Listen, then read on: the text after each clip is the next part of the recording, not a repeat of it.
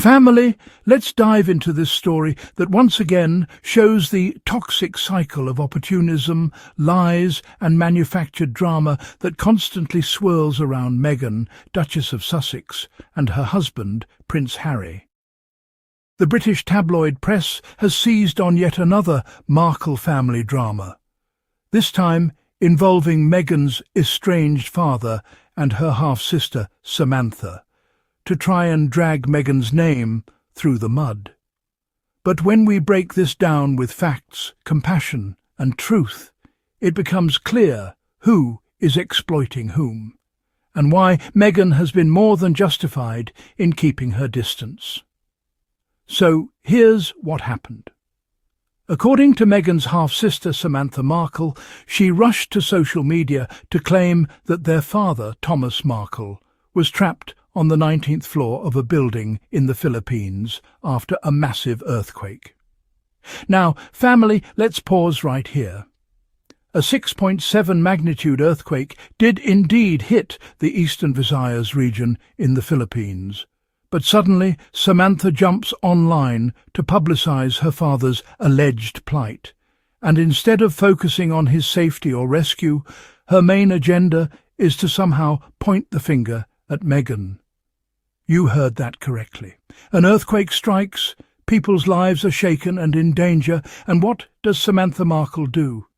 She takes to Twitter, or X as it's now called, and uses this tragedy as yet another excuse to attack Meghan. This is a pattern, Sussex Squad. It's a cycle of exploitation, and Meghan has been the target of it for years. Instead of focusing on the humanity of a natural disaster or her father's health, Samantha plays to the tabloids, hoping they'll amplify her words and once again paint Meghan as some kind of villain. This is not love. This is not family concern. This is publicity seeking at the expense of truth. Now, let's talk about Thomas Markle himself. Many people forget the timeline of events that led to Meghan's estrangement from him. Leading up to her 2018 wedding, Thomas collaborated with paparazzi photographers to stage photos of himself. He wasn't tricked into it, he admitted it. He posed for pictures reading about Meghan's upcoming wedding, getting fitted for suits, all carefully staged for money. That was embarrassing, yes, but it could have been forgiven. What crossed the line was his decision to then sell private conversations and keep giving interviews to tabloids, repeatedly criticizing Meghan and Harry. And family, this is where Meghan drew the line, and rightly so. Because once you start selling out your child to the press for money, you cannot turn around and expect that child to keep engaging with you. Meghan has said it herself. It felt like a betrayal. She begged her father not to speak to the press, not to expose their private communications. And what did he do? He went straight to the press. He broke her trust, and he kept doing it over and over again. Now the media knows this history. The public knows this history. And yet here comes Samantha Markle, spinning a narrative that somehow Meghan is to blame because her father, who by the way lives in Mexico, is suddenly in the Philippines during an earthquake. No explanation of why he was there. No facts. Just another opportunity to weaponize Meghan's name. We need to talk about Samantha Markle as well. She has made a career out of attaching herself to Meghan. She has written books, given countless interviews, and even sued Meghan in court over comments Meghan made in her Oprah interview. And let's not forget, she lost that case. The judge dismissed it. Why? Because the truth is that Meghan barely had a relationship with Samantha. They didn't grow up together. Meghan has said it, the facts prove it, and yet Samantha continues to pretend as if she is some insider authority on Meghan's life. She isn't. She's a stranger who happens to share DNA. And family, let's be clear, Meghan owes them nothing. Nothing. Not a phone call, not financial support, not reconciliation. She owes them nothing because parenthood and siblinghood come with responsibility. When you betray someone for money and attention, you cannot demand loyalty or contact in return. Meghan chose peace. She chose to protect herself, her husband and her children, and that is something every parent and every human being has the right to do. The cruelty of all this is that Meghan is once again expected to carry the weight of other people's actions. If Thomas Markle is in the Philippines, trapped in a building after an earthquake, that is a tragic situation. No one wants to see an elderly person in distress. But to spin that into Meghan's responsibility is vile. It's manipulative. It's the exact same cycle of abuse she and Harry have been escaping since 2018. And while all of this is going on, let's not forget that Meghan and Harry have been thriving in their own lane. They've been building Archewell. They've been raising Archie and Lily in love and privacy. They've been focusing on service, with Harry continuing his work with Invictus and Meghan launching her successful As Ever brand. These are people living purposeful lives, not clinging to drama. And that's exactly why people like Samantha Markle hate it. They cannot stand that Meghan is living well without them. Now, if we zoom out, we see the bigger picture. This is not about an earthquake. This is not even about Thomas Markle's health, which, by the way, has been a story the tabloids have used over and over again since 2018. This is about control. This is about guilt-tripping Meghan into re-engaging with people who have consistently harmed her. This is about punishing her for setting boundaries. And I know many of you listening can relate. How many of us have had toxic relatives who only show up when they want money, attention, or control? Meghan is living that reality on a global stage. And instead of respecting her decision, the media weaponizes it. The truth is simple. Meghan Markle is not responsible for Thomas Markle. She is not responsible for Samantha Markle. She is responsible for herself, her husband and her children. That is her family. That is her priority. And she is doing an extraordinary job of protecting them in a world that wants to tear them apart. And Harry, let's give him his flowers.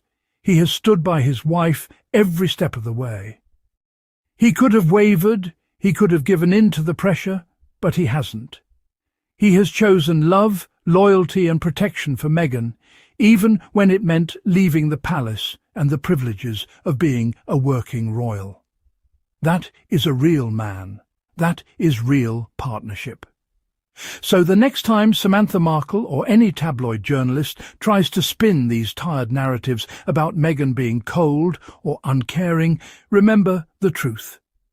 Meghan is not cold, she is wise. Meghan is not uncaring, she is protecting herself and her children. Meghan is not cruel. She is refusing to participate in a cycle of exploitation that has gone on far too long. And that, family, is the real story. Not earthquakes. Not Samantha's social media outbursts. The real story is a woman who said no to abuse, yes to love, and who continues to thrive no matter how much they try to drag her down. So let's close with this. Meghan and Harry do not need to answer to these people. They do not need to explain themselves. Their success, their love, and their peace are the answer. And the more the tabloids and bitter relatives shout, the more obvious it becomes that Meghan and Harry made the right decision. Meghan Markle's estranged father, trapped in Philippines building after massive earthquake. Samantha Markle, Meghan's half-sister, revealed the news on social media. Meghan Markle's father is stuck on the 19th floor of a building in the Philippines after a massive earthquake, according to the Duchess of Sussex's estranged half-sister Samantha. The 60-year-old took to the social media platform X to reveal the news to her followers. Samantha wrote, My father is stuck on the 19th floor of a building in the Philippines after a massive earthquake, and he can't walk, and he is trapped. She went on to blame Meghan for the situation, as the Duchess of Sussex and her father have not been in contact for several years. A powerful 6.7 magnitude earthquake struck the Philippines earlier today. It struck near the Eastern Visayas region, according to the United States Geological Survey, USGS. People have been urged to stay away from the beach and move further inland amid fears of aftershocks. There was no tsunami threat after the earthquake, which had a shallow epicenter of around 11 kilometers, according to the Pacific Tsunami Warning Center. Thomas lives in Rosarito, Mexico, a coastal town just south of Tijuana in Baja California, the opposite side of the Pacific Ocean from the Eastern Visayas region of the Philippines. It is not clear why Thomas was staying in the Philippines at the time when the earthquake struck. He moved to Mexico after retiring from his work as a Hollywood lighting director, and he has been based in Rosarito for many years. Meghan and her father became estranged in the lead-up to her 2018 wedding to Prince Harry. Before the wedding, Thomas admitted he had collaborated with photographers to stage pictures of himself being fitted for a suit and reading about his daughter's marriage. The story caused widespread media coverage and embarrassment.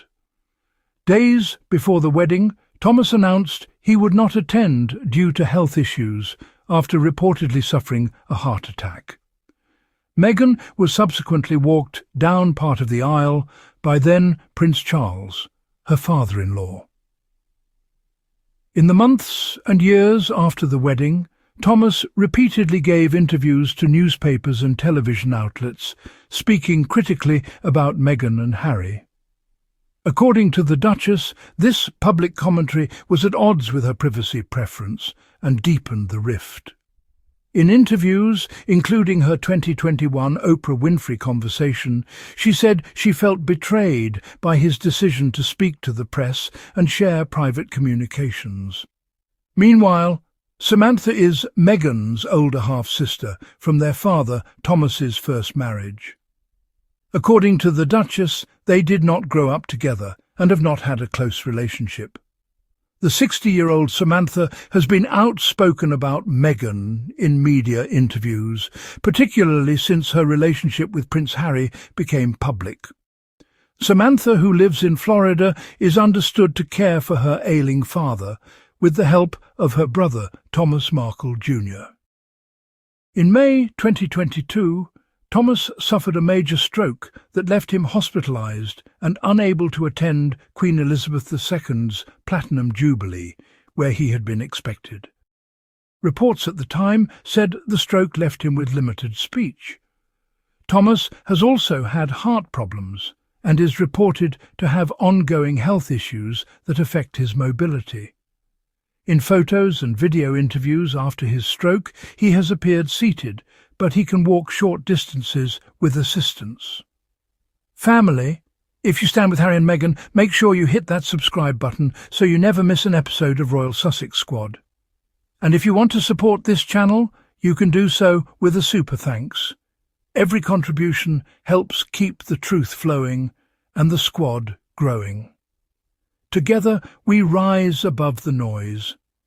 This is Royal Sussex Squad, signing off with love, truth and loyalty to Harry and Meghan. Stay strong, stay loud and stay proud.